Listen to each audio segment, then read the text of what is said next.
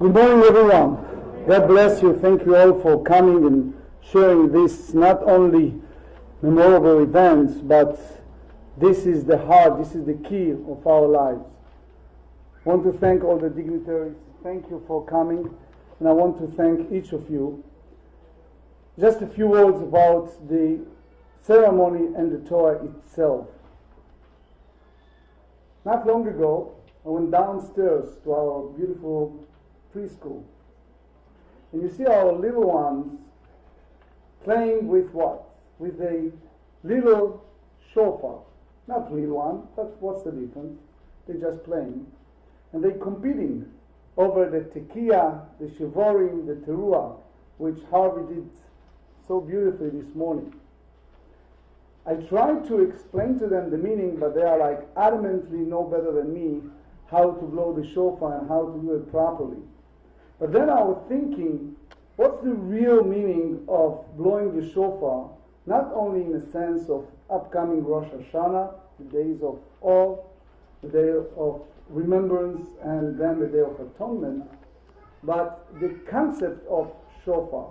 What's involved? First we have the long staccato, the tekiah. Tekiah represents, the rabbis tells us, our past, our history. And as you know, we have a long time history of our people. About 3,300 years ago, our people received which we call the Torah, not just the Ten Commandments, the Torah. And in the Torah, which was written on the scroll, we believe that that was the moment of revelation, that was the divine providence transmitted to our ancestors, to Moses and his successor, the holy text, the scripture of the Torah.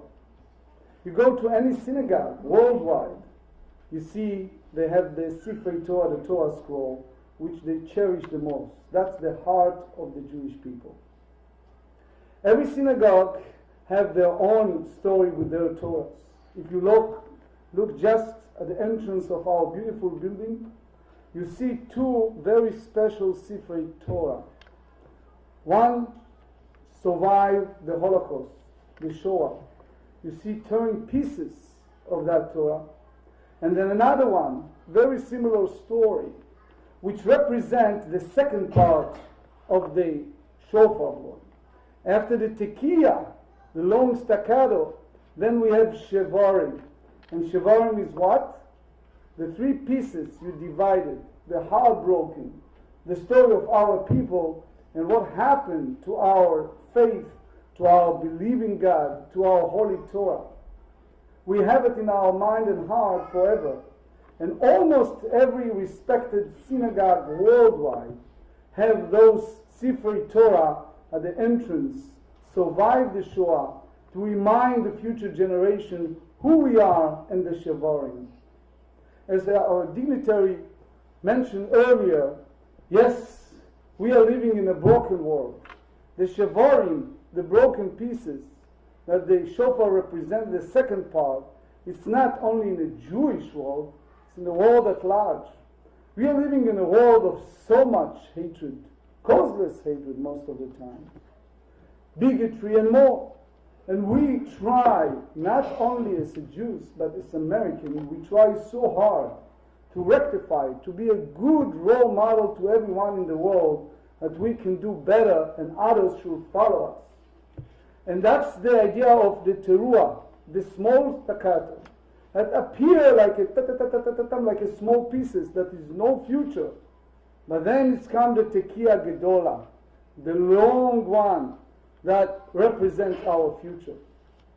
That's the Torah that we are about to dedicate this morning. We are blessed in the past to have Sifrei Torah.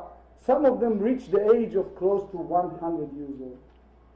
And obviously over the years, because the ink deteriorated, for other reasons, we could not anymore use them. The repair will cost more than maintaining those stores.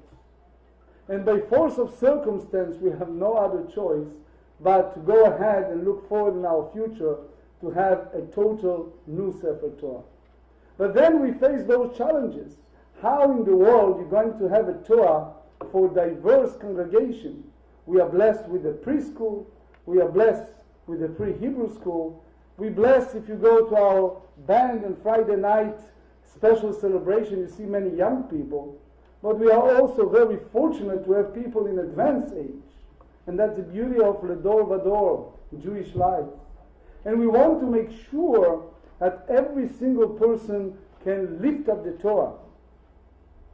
And let's face it, those Sifrei Torah, 48 inches, are 30 or even 40 pounds each. And it's hard for many of the people to lift them. Another problem is the supply and demand. The smaller the Torah, the more expensive one. But there is a God in the world. And we pray hard, and luckily, somehow, along the way, God hears our prayer. And we get this absolutely great deal. And the story we describe and the story of the negotiation and more, Neil told you a little bit. There is way more to describe what happened.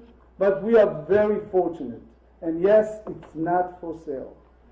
Several people already have ideas. No, it's not for sale. It's for us to stay here because, yes, it's very, very expensive, but it's going to stay here. This Torah is the smallest one we ever had. And this Torah is the lightest one. Guess what? It's less than 4 pounds. Which means that everyone should have the confidence that you can easily show off and show everybody the Torah at large. But it's more than that. Don't worry, the letters are written the same as the other Torah, large and beautiful. He's a special artist, a scribe, that does that for 2 decades. He wrote this Torah. Unfortunately, he couldn't be part here. Even he called me this morning and expressed his emotion because that's his baby in a way. He works hard, about 3 years to write this Torah. And it's supposed to go to someone and things turn around and it's us, so we are very fortunate. So with that said, in our tradition, in order for the Torah to be read in public, each letter needs to be filled. And therefore he left just several letters at the very end, the 3 lines of the Torah, to be filled. So what we're going to do is we're going to come up and fill those little parts, and do not worry, we know how to do it right, and nothing will happen to the Torah. Okay?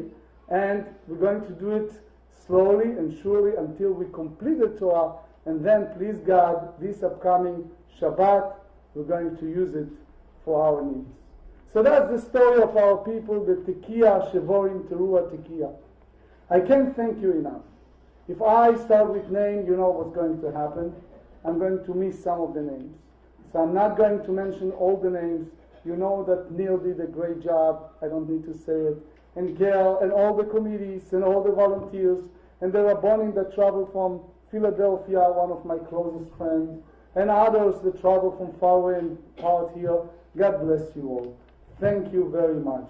We always go from strength to strength. Amen.